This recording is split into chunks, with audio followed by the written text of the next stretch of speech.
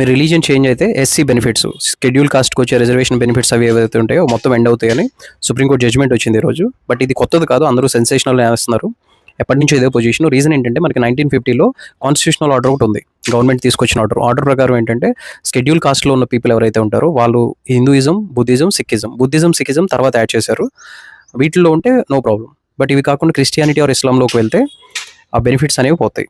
Reason ఏంటంటే schedule కాస్ట్కి reservation ఇవ్వడానికి రీజన్ బ్యాక్వర్డ్నెస్తో పాటు హిందూ రిలీజియన్లోనే కాస్ట్ సిస్టమ్ ఉంది, అన్టచబిలిటీ, పారామీటర్స్ అన్నిటి మీద బేస్ చేసుకొని ఇచ్చారు. సో ఇది ఇంటెన్షన్ ఆఫ్ ద పార్లమెంట్లో చేసిన లా ప్రకారం సుప్రీంకోర్టు చెప్పింది తప్ప సుప్రీంకోర్టు ఏం కొత్తగా ఇన్వెంట్ చేయలేదు. సో తర్వాత చాలా కమిషన్స్ వేశారు.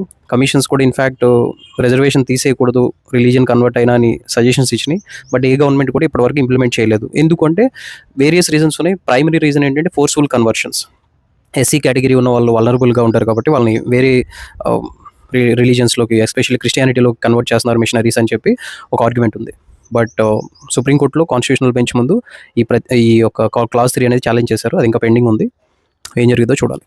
Thank you. Follow me.